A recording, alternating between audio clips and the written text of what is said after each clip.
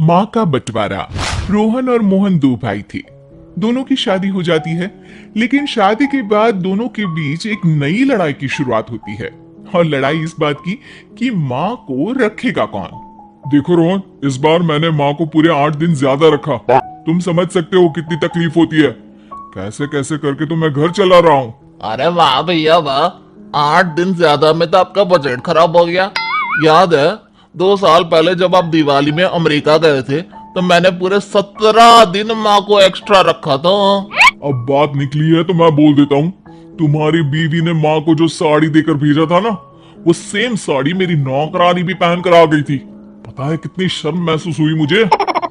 तभी वहां मोहन की बीवी आ जाती है। बस करिए रोहन, मैंने तो अच्छी ही साड़ी दिलाई थी। अब क्या एक बुढ़िया के लिए मैं डिजाइनर कपड़े लेकर आऊं? कम से कम लाई तो, आप तो वो भी नहीं करते। तभी वहां रोहन की बीवी भी आ जाती है। देखो, हम क्या करते हैं क्या नहीं ये हमें ना बताओ। अगर हम गिनाने में आ जाएं कि हम क्या क्या करते हैं ना, तो शर्मिंदा हो जाओगे आप लोग। दूर खड़ी माँ बच्चों के साथ बच्चों की सारी बातें सुन रही होती है। वो अपने कमरे में जाती है जहाँ रोहन का बेटा उन्हें कहता है, दादी मैं बड़ा होकर पैसे कमाऊंगा तो आपको बहुत खुश रखूंगा। बेटा मैं तब तक रहूं ना रहूं, पर तुम अपने माँ बाप को कभी कोई कमी नहीं होने देना, उनकी हमेशा इज्जत करना। तभी वहां रोहन की बीवी आ जाती है। अरे माँ जी, क्या उठपटांग मेरे बच्चे को सिखा रही हैं? मैंने हमेशा अच्छी शिक्षा दी है, आप कुछ गलत ना सिखाए। हाँ बहू, संस्कारों में तो मेरे ही कोई कमी रह गई थी। हाँ हाँ, सुन लिया मैंने। जाइए अपने कपड़े समेटिए और निकलिए कुछ दिनों के लिए। हम भी सांस ले, थोड़ा तंग आ गए हैं। सास बैग लेकर कमरे में जाती है जहां उसके दोनों बच्चे होते हैं। चलो माँ, अब इन लोगों के सुख के दिन है। अच्छा माँ, ले तो जा रहा हूँ लेकिन ढंग से रहना। हाँ अरे एक मिनट। अच्छा माँ, ये हार जो पहन रखा है ना, इसे निकाल कर रख दीजिए। अरे माना कि आपका है लेकिन महंगा है, कहीं वहीं ना छोड़ आइएगा। भाभी, ये हार माँ को पापा ने दिया था। मरने से पहले तो वो ये हार निकालेंगी नहीं, तो हार का ख्वाब तो आप छोड़ ही दे। ये बोलकर वो लोग वहां से निकल जाते हैं। देखो, मुझे तो तुम मेरे मायके ही उतार दो, मैं तो इस बुढ़िया के साथ रहने से रही।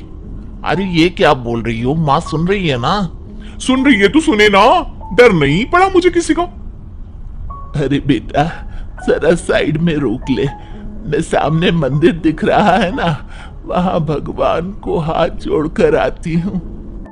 मोहन गाड़ी रोक देता है, माँ उतर जाती है। धीरे धीरे चलते हुए वो उन दोनों से काफी दूर निकल जाती है। काफी देर तक माँ वापस नहीं आती तो मोहन उन्हें ढूंढने उतर जाता है। अब ये माँ कहाँ चली गई?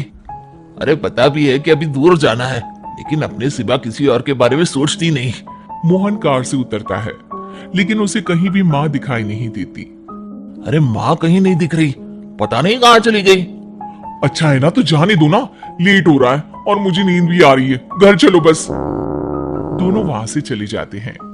2 महीने बाद रोहन मोहन के घर आता है। मोहन, आज माँ को लेने आया हूँ। मैं नहीं चाहता था कि एक भी दिन लेट हो और तू मुझ पर माँ को रखने का एहसान दिखाए। अब लेकिन माँ मेरे पास नहीं है। माँ नहीं है मतलब? वो तो मेरे पास भी नहीं है, कहाँ गई माँ? वाह, कभी माँ की चिंता की, 2 महीने से तो एक फोन भी नहीं किया, आज माँ की टेंशन दिखा रहे हैं आप। मोहन रोहन को सारी बात बता देता है। दोनों भाई साथ बैठ जाते हैं। चलो जो हुआ अच्छा ही हुआ, कम से कम हम शांति से तो जिएंगे। हाँ, अफसोस तो बस उस हार का रह जाएगा जो वो साथ ले गई। उधर मां शांति से एक वृद्धाश्रम के बेंच में बैठी होती है। गले में हार नहीं होता क्योंकि उसी को बेचकर वृद्धाश्रम का किराया दिया होता है। इस कहानी में किसी को कोई सीख नहीं मिली, ना ही किसी को कोई सबक। कारण अगर सबक और सीख से लोग अपने वृद्ध माँ बाप की सेवा करते, उनकी इज्जत और मान सम्मान करते, तो शायद इस देश से वृद्धाश्रम हमेशा हमेशा के लिए बंद हो जाते। तो इस कहानी का अंत